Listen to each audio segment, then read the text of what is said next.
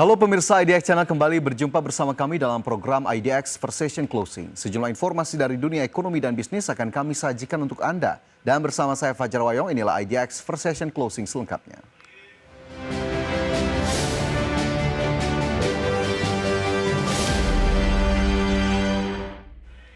Kita ke informasi pertama, pemirsa. BPI Danantara tengah menjajaki kerjasama investasi dengan Sovereign Wealth Fund Arab Saudi dan Japan Bank for International Cooperation. Pembicaraan kerjasama dengan mitra kerja asing ini diakui menunjukkan adanya kepercayaan dari lembaga di negara lain terhadap Danantara.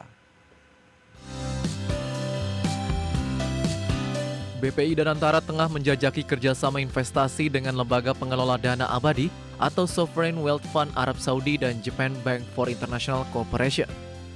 Langkah ini menjadi bagian dari perluasan kemitraan global Danantara. CEO Danantara Rosan Ruslani mengatakan adanya tambahan mitra kerja asing seperti SWF Arab Saudi dan Japan Bank for International Cooperation ini menunjukkan adanya kepercayaan dari lembaga di negara lain terhadap Danantara. Rosan menyebut nantinya pendanaan yang akan dikeluarkan Japan Bank for International Cooperation untuk proyek jangka panjang energi baru dan terbarukan, serta proyek keberlanjutan lainnya yang berkesinambungan dengan energi hijau. Melihat kepercayaan dari dunia luar, baik dari negara-negara lain, financial market ya, perbankannya itu, dan investor dari luar juga sangat positif responnya terhadap Danantara, dan ini yang tentunya yang menjadi komitmen yang baik dan kami ingin jaga terus agar Danantara ini bisa selalu menjalankan tata kelolanya berdasarkan kami bilangnya world class operation dan investment. Sebelumnya, Danantara telah melakukan kerjasama dengan SWF dan lembaga keuangan asing lainnya, mulai dari Qatar Investment Authority, Future Fund Australia, China Investment Corporation, dan Russian Direct Investment. Jakarta, Rikian Wardi, IDX Channel.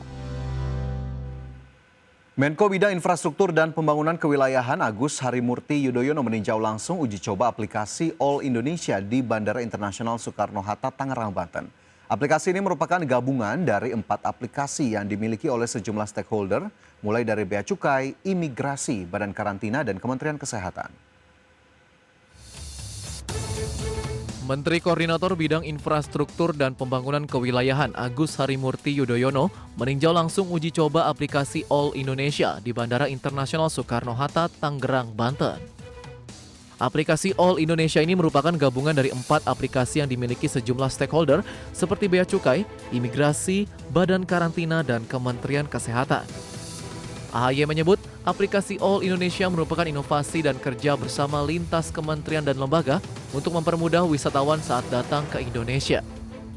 Dengan penggunaan aplikasi All Indonesia ini, waktu untuk mengisi aplikasi pada 4 lintas kementerian yang ada sebelumnya menjadi lebih cepat dan mudah.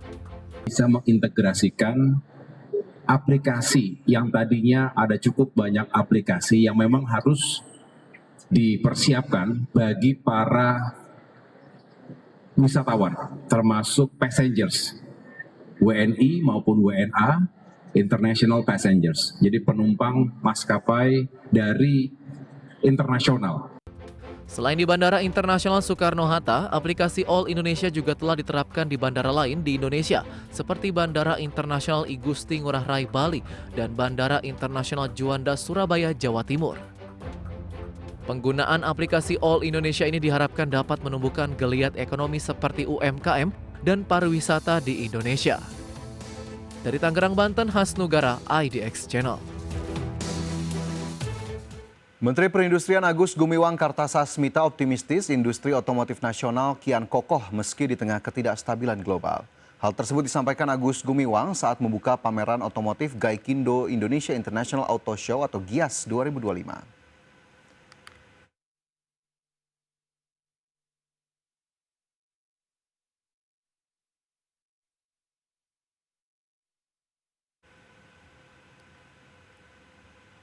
Menperin mengajak seluruh pelaku industri otomotif untuk tetap percaya pada potensi pasar dalam negeri, meski saat ini ekonomi sedang mengalami perlambatan. Menperin meyakini kondisi tersebut tidak akan berlangsung lama. Ia memastikan pemerintah berkomitmen menciptakan iklim usaha yang stabil termasuk melalui berbagai kebijakan untuk menjaga stabilitas harga dan memastikan keterjangkauan.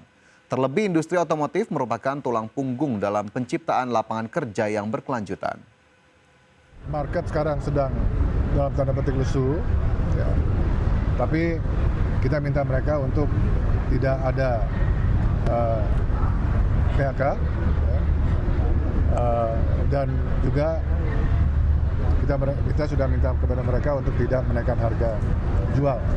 Dan alhamdulillah dari pemain-pemain besarnya yang ada di industri otomotif di Indonesia sudah memberikan komitmen itu. Pelemahan daya beli masyarakat membuat pasar kendaraan menghadapi tantangan penurunan penjualan. Berdasarkan data Gaikindo, hingga Juni 2025, penjualan mobil secara retail turun 9,7% ke angka 390.467 unit. Pelemahan daya beli masyarakat membuat pasar kendaraan global menghadapi tantangan penurunan penjualan. Di Indonesia, data gabungan industri kendaraan bermotor Indonesia menunjukkan penurunan penjualan retail 9,7% pada Januari hingga Juni 2025 ke angka 390.467 unit dibandingkan 2024. Sementara itu, penyaluran dari pabrik ke dealer atau wholesales hanya 374.740 unit, merosot 8,6% dari periode yang sama tahun sebelumnya. Kementerian Perindustrian mengungkapkan penurunan penjualan mobil di Indonesia yang terjadi sejak tahun 2024 hingga saat ini berimbas pada kinerja otomotif di kawasan Asia Tenggara. Berbagai sumber IDX Channel. Bank Indonesia dalam rapat Dewan Gubernur Bank Indonesia pada 15 hingga 16 Juli 2025 memutuskan untuk menurunkan BI rate sebesar 25 basis poin menjadi 5,25%. Keputusan menurunkan BI rate konsisten dengan makin rendahnya perakiraan inflasi dan terjaganya stabilitas nilai tukar rupiah. Dalam rapat Dewan Gubernur Bank Indonesia pada 15 hingga 16 Juli 2025, BI memutuskan menurunkan BI rate sebesar 25 basis poin menjadi 5,25%. BI juga menurunkan suku bunga deposit facility sebesar 25 basis poin menjadi 4,5% dan suku bunga lending facility sebesar 25 basis poin menjadi 6%.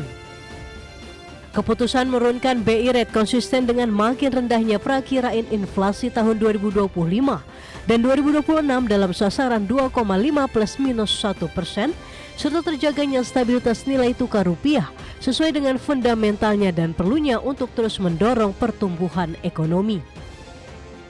Kedepan, Bank Indonesia mencermati ruang penurunan BI rate untuk mendorong pertumbuhan ekonomi berkelanjutan. Namun, BI tetap memperhatikan indikator stabilitas nilai tukar rupiah dan pencapaian sasaran inflasi yang sesuai dengan dinamika perekonomian global dan domestik. Sebelumnya, sepanjang 2025, BI telah memangkas suku bunga acuan pada Januari dan Mei 2025. Ke depan, Bank Indonesia akan mencermati ruang penurunan suku bunga lebih lanjut dengan pertimbangan-pertimbangan tadi, perkiraan inflasi yang makin rendah, bahkan di bawah titik tengahnya, rupiah yang stabil dan turut mendorong pertumbuhan ekonomi. Mengenai timing dan besarnya tentu saja akan kami sesuaikan dengan dinamika perekonomian global dan domestik. Selain instrumen suku bunga, BI juga melakukan penguatan strategi stabilisasi nilai tukar rupiah melalui transaksi spot dan domestic non-deliverable forward atau DNDF di pasar domestik serta transaksi non-deliverable forward atau NDF di pasar luar negeri. Strategi tersebut diperkuat dengan pembelian surat berharga negara atau SBN di pasar sekunder. Nilai tukar rupiah pada Juni 2025 data hingga 30 Juni 2025 menguat sebesar 0,34% point to point dibandingkan dengan posisi akhir bulan sebelumnya. Perkembangan terkini hingga pertengahan Juli 2025, data hingga 15 Juli 2025 menunjukkan rupiah tetap stabil di tengah meningkatnya ketidakpastian global. Bank Indonesia juga terus memperkuat sinergi kebijakan dengan pemerintah untuk menjaga stabilitas dan mendorong pertumbuhan ekonomi yang sejalan dengan program Asta Cita pemerintah. Selain itu, sinergi kebijakan dengan Komite Stabilitas Sistem Keuangan atau KSSK terus diperkuat untuk menjaga stabilitas sistem keuangan. Jakarta, Tim Liputan IDX Channel.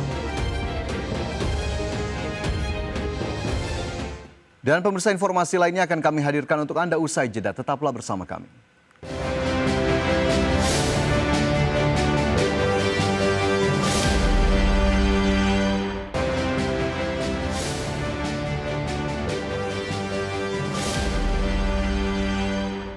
Kembali bersama kami dalam IDX First Session Closing. Pemirsa, emiten tekstil PT Trisula International Tbk merespons positif penurunan tarif impor Amerika Serikat dari 32% menjadi 19% untuk Indonesia. Di mana pada kuartal 1 2025 lalu, ekspor ke negeri Paman Sam memberikan kontribusi sekitar 27% terhadap total volume ekspor perseroan.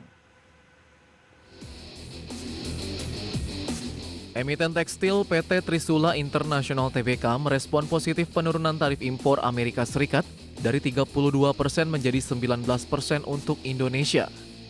Di mana pada kuartal 1 2025 lalu, ekspor ke negeri Paman Sam memberikan kontribusi sekitar 27% terhadap total volume ekspor perseroan, sekaligus menegaskan posisi pasar Amerika Serikat sebagai salah satu kontributor penting bagi kinerja ekspor perusahaan.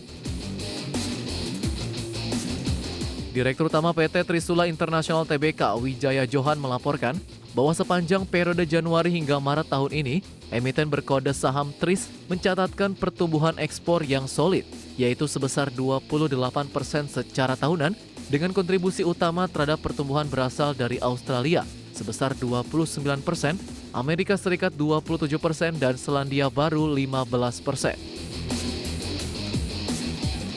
Lebih lanjut, penjualan keluar pasar inti perseroan juga tumbuh sebesar 44% secara tahunan, yang menunjukkan keberhasilan strategi ekspansi global secara berkelanjutan, termasuk pembukaan akses ke pasar baru, penguatan hubungan dengan pelanggan internasional, serta penyesuaian strategi pemasaran dan distribusi sesuai dengan karakteristik masing-masing negara. Adapun selain sinergi antar entitas dalam grup, pihak manajemen juga akan memperkuat fleksibilitas dan kemampuan quick response, serta secara konsisten memperluas pangsa pasar yang tersedia dengan tetap menjaga kapasitas produksi melalui permintaan dari pasar-pasar lainnya. Berbagai sumber IDX Channel. PT Bumi Serpong Damai Tbk atau emiten berkode saham BSDE mencatatkan marketing sales sebesar 5,08 triliun rupiah pada semester 1 2025. Capaian ini setara dengan 51% dari target tahunan yang ditetapkan sebesar 10 triliun rupiah.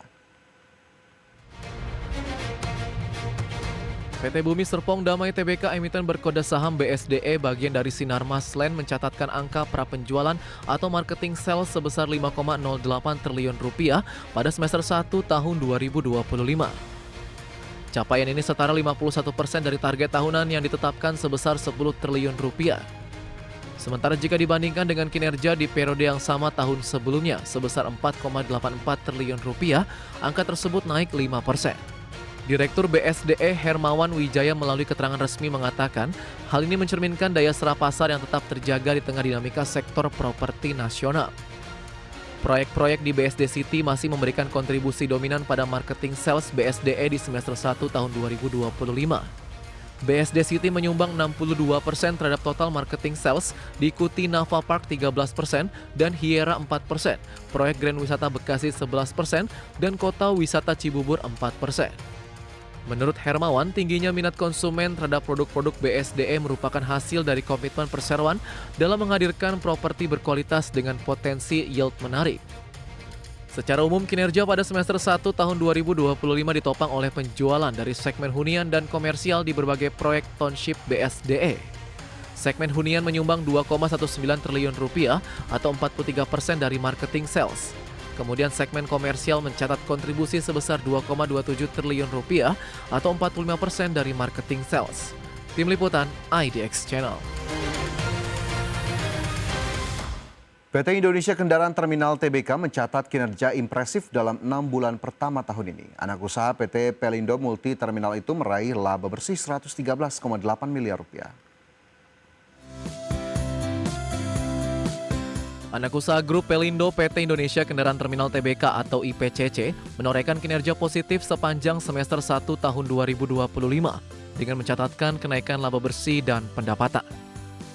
Berdasarkan laporan keuangan per 30 Juni 2025, dikutip 24 Juli 2025, IPCC mencetak laba tahun berjalan 113,84 miliar rupiah pada 6 bulan pertama 2025 atau naik 41,09% dibandingkan periode yang sama tahun lalu sebesar 80,68 miliar rupiah. Kenaikan laba tersebut sejalan dengan pendapatan perseroan yang mencapai 415,5 miliar rupiah. Angka ini tumbuh 15,4% dibandingkan semester 1 tahun 2024 yang sebesar 360,2 miliar rupiah.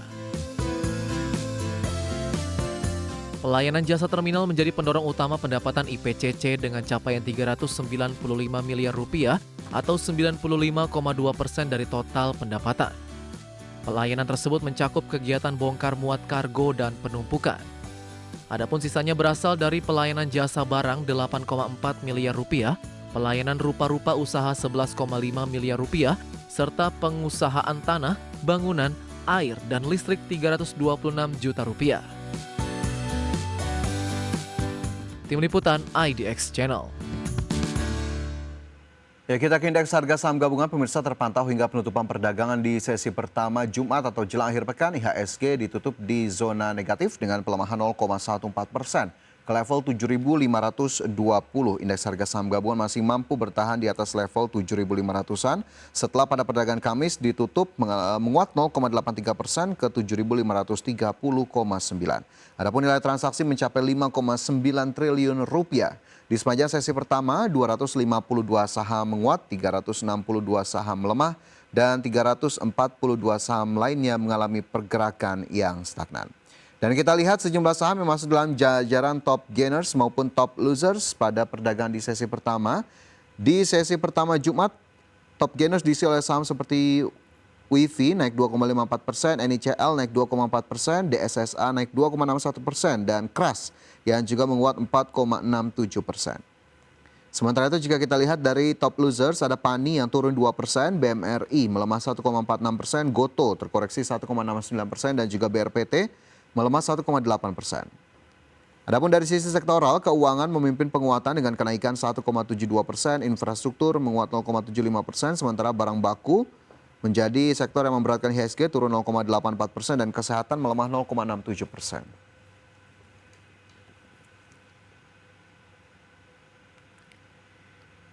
Dan pemirsa pastikan Anda masih bersama kami, informasi lain yang kami hadirkan usai jeda.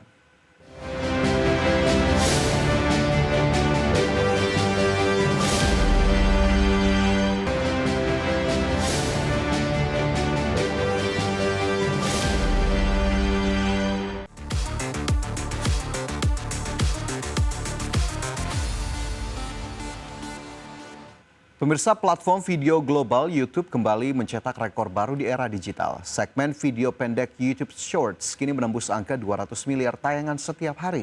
Keberhasilan ini didorong oleh inovasi teknologi kecerdasan buatan yang memperkuat pengalaman pengguna serta peluang baru bagi kreator. YouTube Shorts mencapai 200 miliar tampilan harian, naik pesat dari 70 miliar pada Maret 2024 melonjak 186% hanya dalam waktu 1 tahun. CEO YouTube Neil Mohan mengumumkan pencapaian ini pada Cannes Lions Festival 2025, mempertegas dominasi YouTube di dunia konten video pendek dan menyalip kompetitor vertikal seperti TikTok. Peran utama dalam pertumbuhan Shorts datang dari adopsi kecerdasan buatan, algoritma rekomendasi yang lebih relevan, dan fitur auto dubbing memperluas potensi audiens creator. YouTube terus menggulirkan alat-alat AI baru seperti generasi video dari foto image to video, efek AI kreatif, dan narasi otomatis, semuanya memudahkan proses pembuatan Shorts yang menarik. Fitur AI terbaru di Shorts seperti VEO3 dan AI Playground memungkinkan kreator mengubah gambar diam menjadi video pendek, menambah animasi, hingga membuat efek visual unik dalam hitungan detik. Langkah ini kian mempercepat produksi konten viral berkualitas tinggi dan memperbesar peluang keterlibatan kreator di seluruh dunia. Berbagai sumber IDX Channel. Induk usaha Google yakni Alphabet mencatat kenaikan pendapatan sebesar 14% di kuartal 2 2025 secara tahunan. Dari kenaikan tersebut, laba Alphabet meningkat 19% secara year on year. Perusahaan raksasa teknologi Alphabet mencatat pendapatan sebesar 96,4 miliar dolar Amerika Serikat di sepanjang kuartal 2 2025. Raihan tersebut meningkat 14% dibandingkan kuartal 2 di tahun lalu. Dari kenaikan tersebut, laba kuartalan induk usaha Google ini tercatat sebesar 28,2 miliar dolar Amerika Serikat atau setara sekitar 459 triliun rupiah di kuartal 2 2025. Perolehan laba ini naik 19% dari kuartal 2 2024. Kenaikan pendapatan tersebut diperoleh dari pertumbuhan yang terjadi di seluruh lini usaha Alphabet. Menurut CEO Alphabet Sundar Pichai, kinerja positif perusahaan di kuartal 2 juga terutama didukung oleh pengguna kecerdasan buatan. Dalam hal ini, fitur kecerdasan buatan AI Overviews membukukan kinerja yang baik dan ikut mendukung perolehan kinerja positif bagi Alphabet. Di sisi lain, pendapatan Alphabet dari fitur pencarian tumbuh di atas 10% pada kuartal 2 2025. Demikian halnya dengan pendapatan iklan dan layanan berlangganan di YouTube yang juga mencatat kinerja yang memuaskan. Sebagai sumber untuk IDX Channel.